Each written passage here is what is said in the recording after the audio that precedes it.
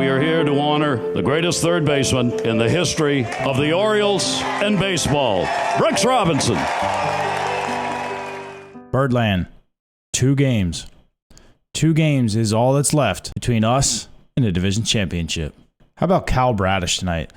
Bradish went out and went 8 innings, completely decimated. Now, don't get me wrong, the Nationals aren't the best hitting team in the world, but they do hit the ball very good with runners in scoring position. But Kyle Bradish went out and decimated their lineup for a full 8 innings, giving up just 3 hits and just 3 Ks.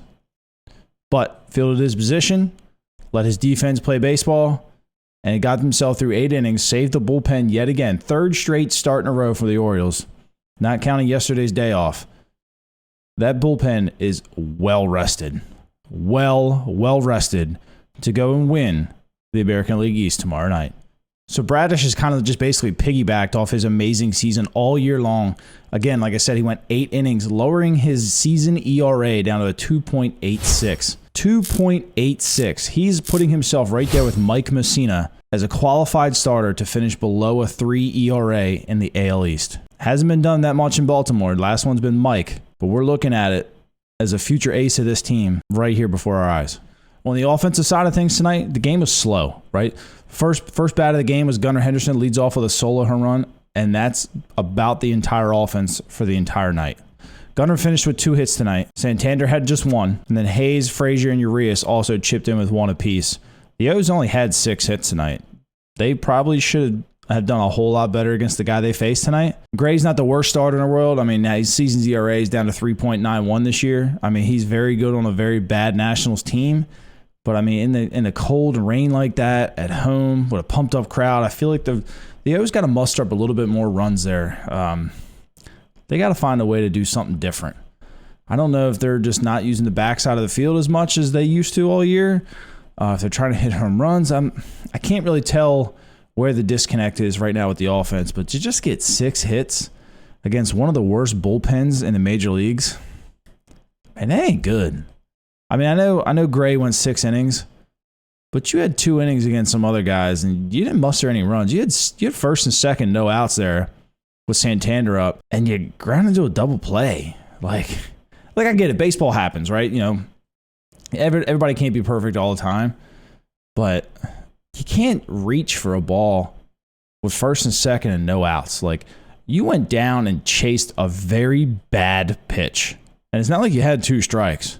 Like, it's just bad at bats. And when you stack bad at bats going into the playoffs, it's not good. This is a very good hitting team. Something's just not clicking all the way through right now, like it was. It's going to again. For all of our sakes, I feel like we would just rather see it sooner rather than later. I feel like the defense came to play again tonight. You know, there's some really good plays made tonight. C.J. Abrams has a lot of speed, and a lot of good plays are made against him, especially Gunnar kind of charging the ball. C.J. beats that out on most shortstops, but Gunnar's got a cannon, right? But the defense all around Kyle tonight, he alluded to it and spoke about it in his post-game interview. He put the ball in play tonight and let his defense play, and they showed up behind him tonight, and they played very well. And it's a good thing to see, right? We've got 1 game to go, hopefully. The Sox are battling back right now. They were down 7-0 to the Rays. The Rays kind of trotted out a AAA lineup there and jumped out to a 7-0 lead in the 3rd inning. It's 7-6 here in the 8th, so cross our fingers, you know, after I release this video that the Sox came back and won. But I don't know. What do you guys think? You guys concerned about the offense right now? Pitching's been great, right? We needed that break. We've got it. 3 straight starters have given us that break. We had a day off. I need a little bit from the hitting. I want to see a little bit more from the hitting. I don't know if they're just kind of, I don't know what they're doing. I can't tell. But they're poised for a breakout. And hopefully they break out in a big way in these last 5 games. Because I really, really want to see them all in a groove. What scares me, right? You kind of go into a little bit of a rough patch kind of end of the year. Say you win the division, you get 4 or 5 days off while the wild card series is being played, and you get that first round bye. And then you come out rusty. Like, that's what I'm afraid of. Like, I want these guys to hit a groove. I want them to feel good about themselves. And then 4 or 5 days off, they're taking good batting practice swings and stuff like that.